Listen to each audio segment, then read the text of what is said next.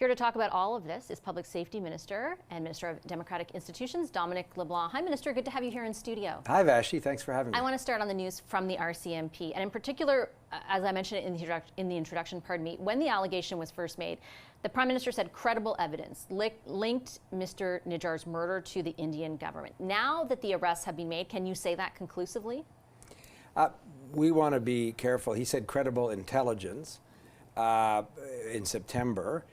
We saw the RCMP Assistant Commissioner in British Columbia say that the investigation is ongoing, that there are separate and distinct investigations involving people perhaps that weren't the three that were arrested on Friday. He's also indicated, the Assistant Commissioner, that they're investigating potential links to the Government of India. I think that's all that's prudent to say while this is now an active RCMP investigation, as the Assistant Commissioner said in the news conference on Friday. So am I to take from that that your government does not conclusively know if what happened to Mr. Nijjar is linked to the Indian government? Because certainly the events that have come as a result of that initial allegation made by the Prime Minister have been quite pronounced. And again, we want to be careful because this is now a matter that is still subject to an ongoing police investigation. It was then, too. And will end up potentially as a criminal prosecution. So we listen carefully to what the Assistant Commissioner responsible for federal policing in the Pacific region said in the news conference. And I have every confidence that the RCMP will continue to do the work that they're doing, and we saw the 3 arrests that took place with respect to the murder. So does this series of arrests then get Canadians anywhere closer to knowing if in fact the Indian government is responsible for the murder of a Canadian citizen on Canadian soil? What these arrests should tell Canadians that the RCMP are doing important work. I have a lot of confidence in their investigative ability.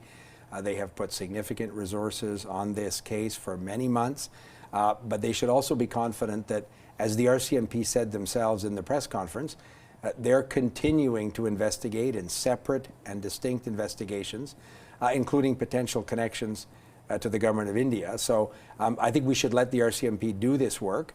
I'm very encouraged by the work they've done to date, and I have every confidence that they will complete these investigations. Is it your understanding or your belief that they are able to conduct that investigation? And I ask because there have been a series of comments since the Prime Minister made that allegation around the cooperation or lack thereof provided by India, including from the Deputy Commissioner today, who referenced that there have been challenges in those efforts to cooperate on this investigation.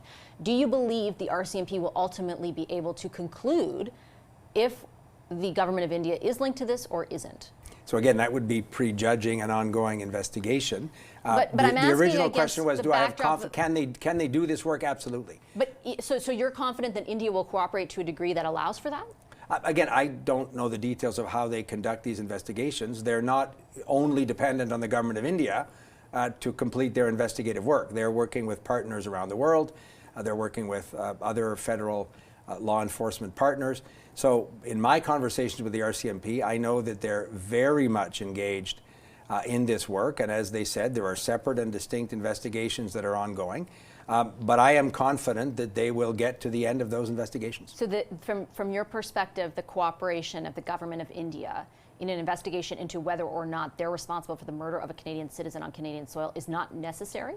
I don't know the details of what other partners they're working on in terms of this investigation, but I have every confidence that the RCMP will complete this work in a rigorous and thorough way and will arrive at the conclusions that these complicated police investigations necessarily arrive at. So I'm not pessimistic or worried that they won't be able to do this work in the appropriate way.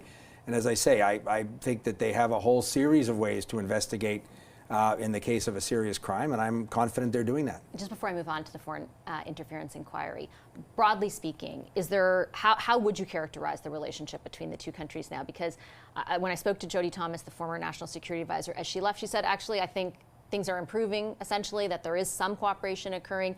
The Indian High Commissioner intimated the same thing, and then it seemed I read other pieces that seemed to say maybe not so much. How would you, as the Minister of Public Safety, characterize the relationship between India and Canada at this point? Well, again, my colleague, the Foreign Affairs Minister, and others have more of these ongoing contacts. I spoke last week with the British Home Secretary, Mr. Cleverly, and the U.S. Homeland Security Secretary, Mr. Mayorkas, to talk about our shared concern about foreign interference, the work we want to do in terms of transnational repression. We have worked with allies and their intelligence services for some time in terms of ensuring that the RCMP and CSIS can have access to the best information. So we have partners around the world that are working collaboratively with us, but in terms of the details of who's talking to what Indian official, I can't speak to that. And you don't have an observation as to the overall tone of the relationship between the two countries? Has it improved since things got as bad as it did last September, or is it status quo? I took note of what other colleagues have said about some improvement over the last number of months. The Indian government should be under no illusion that our responsibility as a Canadian government is to protect Canadian citizens. The rule of law in our country requires that an independent police process investigate, and prosecutors independent from the government lay the charges in their judgment that they think are appropriate. So the Indians should not be surprised that our government is pursuing this work and supporting the independent law enforcement authorities that we have confidence will do the appropriate work. Okay, I'm going to move on to the foreign interference inquiry. As we said in the introduction, the conclusion was in line with what the special rapporteur said, in that the outcome, and what the other bodies, the outcome of the overall election was not impacted. Where there was a bit of diversion is around two specific instances, one involving former Liberal MP, now independent MP Han Dong, and Conservative candidate Kenny Chiu. I wanted to ask you about Han Dong in particular, because the allegations of foreign meddling with his nomination that Justice Ogg does give credence to. Do you believe he was aware of those attempts? I can't speak to what Mr. Dong was or wasn't aware of. I have confidence in the Liberal Party nomination rules, recognizing that the nomination process is in many cases the first entry point for people in politics. It necessarily is an open grassroots process. That's important in a democracy. But we have to be aware that there are malevolent actors that may seek to interfere, including in local nominations. And that's why all political parties should listen carefully to the recommendations that we hope Justice Ogg will make at the end of the year, and see if we can't take further steps to strengthen them. But I'm confident that the Liberal Party has done that. Are you? Because she kind of flags, actually, that the processes through which nominations occur in the Liberal Party, the nomination contest, she said, can be gateways for foreign states who wish to interfere in our democratic processes. And she specifically highlights this case, and also makes note that though the Prime Minister said in his testimony that he had, intended to follow up with what happened in that nomination contest after the election, she sees no evidence that that happened. Is your party actually taking what occurred there seriously? Absolutely. And obviously, officials that are organizing nominations of party officials are doing whatever we possibly can to ensure that this kind of potential foreign interference is detected and disrupted. It's not only the Liberal Party that is subject to this kind of threat. We've known for some time, Vashi, that there are countries, foreign countries, particularly China, but not only China, that would interfere in like local nomination campaigns or local riding campaigns. We've put in place as a government a series of measures that we think can detect and disrupt this. We've continually evolved and adjusted those measures as the threat evolves. That's why we think the Hague Commission report is so important, and particularly the recommendations that will come in her final report at the end of the year. And we hope that all political parties will work with us if we want to amend or change legislation or amend the particular measures that our government has put in place. First government to ever put in place measures like this to detect and disrupt foreign interference. Is Han Dong coming back into the Liberal caucus? I don't have any update on that particular question now. Why not? Because we want to wait, obviously, to see the final report of the Hague Commission at the end of this year. And when we have something to say at the right time, we'll have something to say. He's met with you on an individual basis. I think the last meeting I read about was in September. What is your hesitance around letting him back in if you believe that he's innocent, or do you not?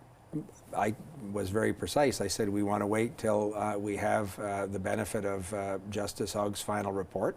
And that would be the time when we'd consider these issues.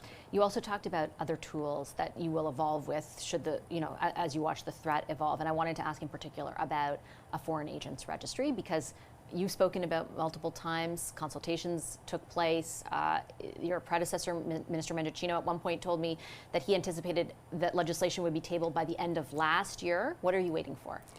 I put on notice at the House of Commons our intention to introduce legislation combating foreign interference. That legislation would normally be introduced in the coming days, next week.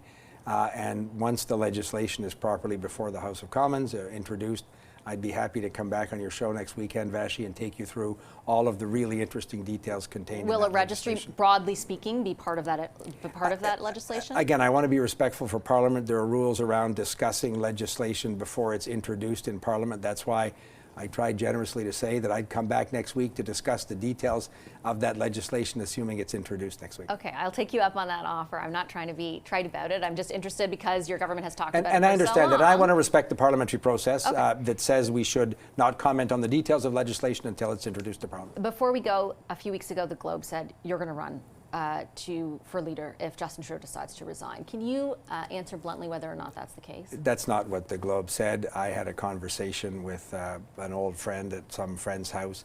I'm not organizing a leadership campaign in any way. I'm looking forward to running in the next election. In fact, I'm already nominated in my riding. The Prime Minister has said he's going to be leading the party in the next election. I'm very excited about that. So that's the work that I'm doing. The job that I have now, pretty busy this week. And I'm helping my colleagues get ready for the election. Understand, respectfully, the Globe did say that you were meeting with people to organize in a bid because you had interest in running to replace Justin Trudeau. Are you meeting with those people? Are you organizing at any level? It's not those people, and it's not an organization at all. It was a conversation with an old friend who was saying to me, if there's a leadership at some future point, he would be happy to help. And I took that retired person's positive comment in jest, and there's nothing more than that. It's not more complicated than that in any way at all. Do you think Justin Trudeau should remain as leader, given your party's positioning in the polls right now? Absolutely, I do. I think he's the best person to lead the party into the next election. I will leave it on that note, Minister. Thank you very much for your time today. I appreciate it. Thanks, Vashi.